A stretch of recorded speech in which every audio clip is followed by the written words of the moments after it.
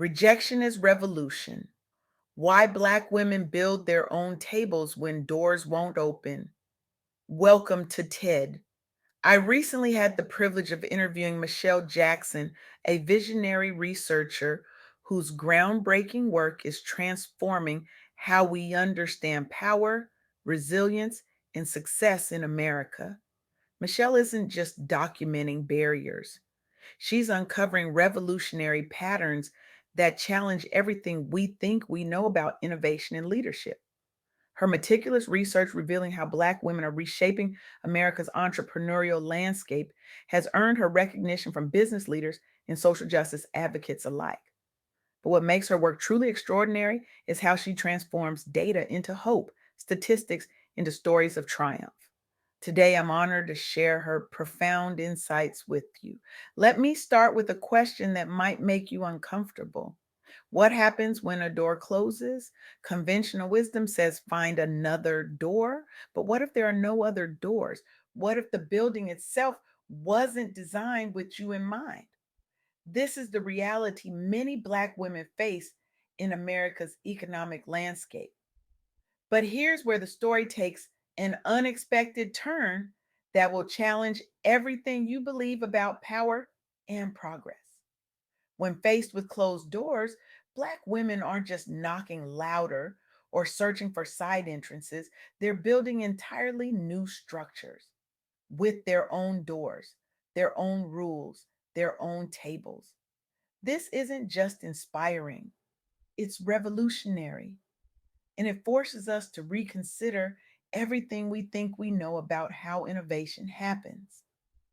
In my conversation with Michelle Jackson, she shared a counterintuitive insight that stopped me in my tracks. Despite facing persistent systemic barriers, gender pay gaps, leadership underrepresentation, and recent rollbacks of DEI initiatives, Black women aren't just surviving, they're actively reshaping the entrepreneurial landscape at record rates. The dominant narrative focuses on obstacles, but the reality? Black women have responded by building their own businesses faster than any other demographic in America. This isn't just economic survival, it's a radical act of self determination and legacy building. Let that sink in for a moment. The very people society has placed the most barriers in front of are the ones most actively creating new pathways forward, not just for themselves, but for entire communities. This challenges our fundamental assumptions about innovation and progress. We typically believe that innovation flourishes where there's the most support, the most resources, the most open doors. But what if the opposite is sometimes true? What if innovation actually accelerates when conventional paths are blocked? Between 2017 and 2024, nearly 2.7 million businesses were owned by Black women across the United States. This marks more than a 40% increase, the highest growth rate among all demographics, not some demographics, all demographics. Picture this: generations of Black women systematically sidelined from corporate advancement, facing exclusion from corporate ladders, struggling with lack of investment funding, and enduring policy neglect. Yet they leveraged their education credentials. Black women are the most educated demographic in America in terms of college and graduate enrollment to build independent ventures tailored to community needs. The result? Rapid business growth that created jobs within communities historically marginalized by mainstream employers. These entrepreneurs rewrote narratives around who leads American business innovation and provided role models for future generations. This pattern of turning barriers into launch pads extends beyond business.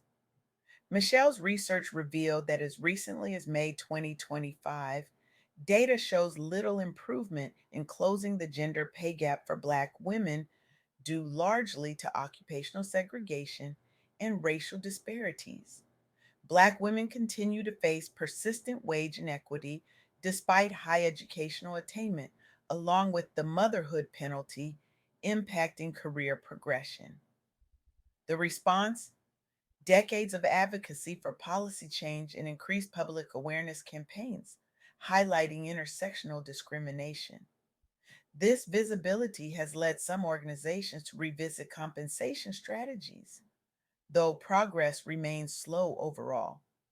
This decades long struggle against wage suppression, compounded by both race and gender based discrimination, has helped drive national conversations on equitable pay structures through research backed advocacy. It continues pushing corporate America toward accountability regarding fair compensation practices. We see similar patterns in political representation.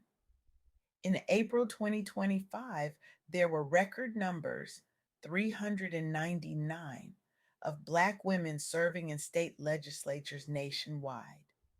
This milestone shows political progress alongside continuing underrepresentation relative to population size.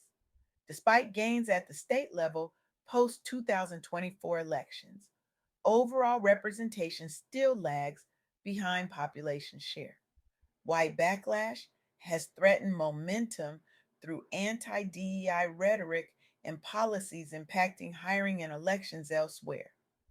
The solution: grassroots organizing focused on recruiting and supporting candidates from diverse backgrounds with mentorship networks established within political circles.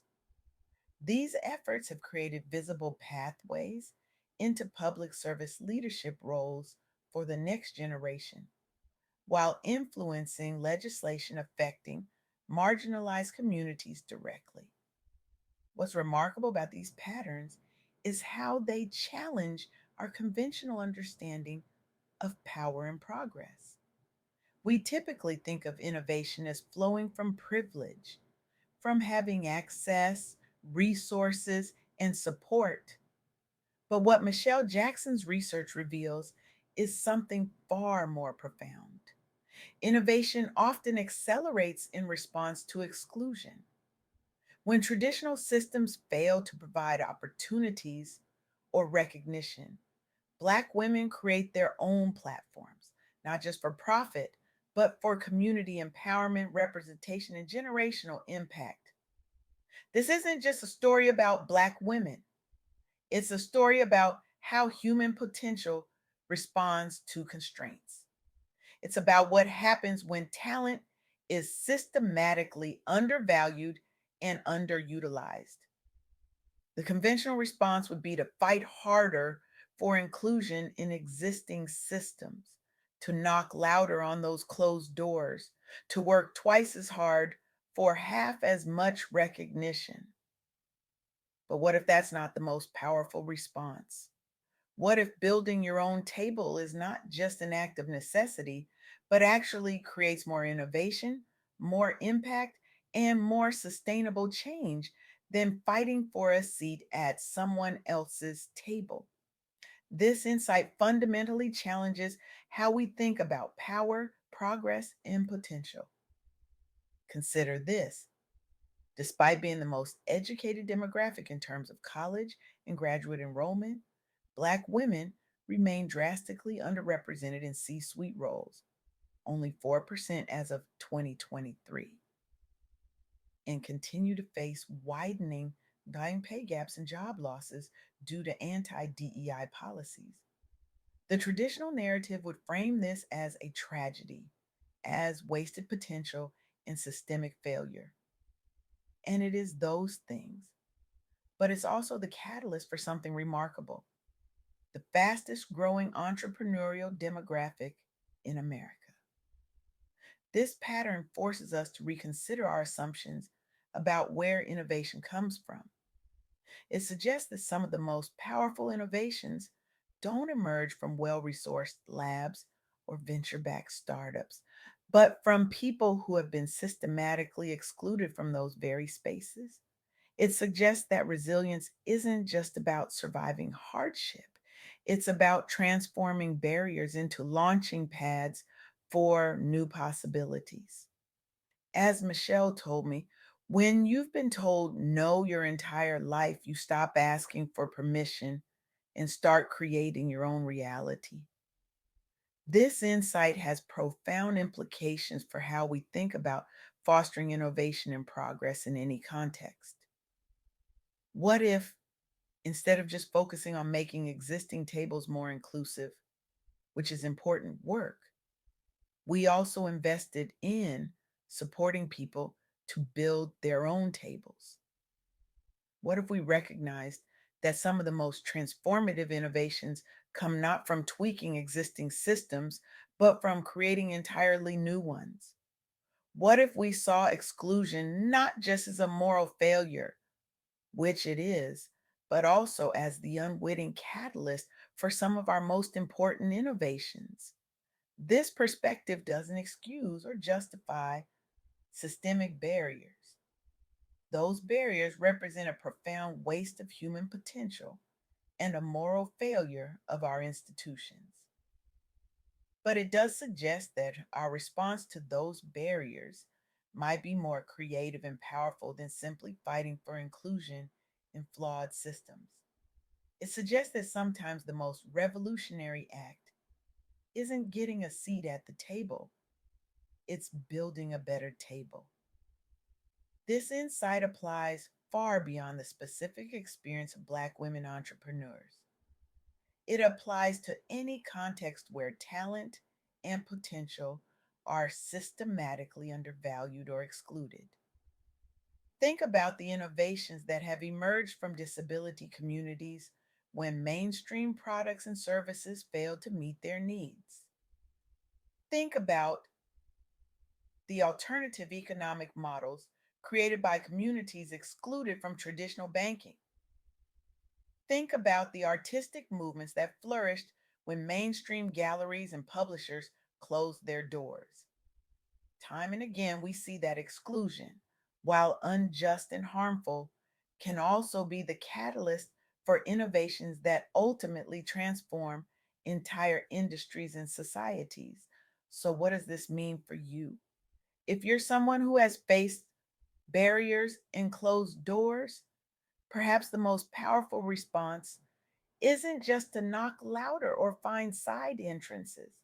Perhaps it's to build something new, something that reflects your values, meets needs that existing systems ignore, and creates opportunities not just for yourself, but for others who have been excluded.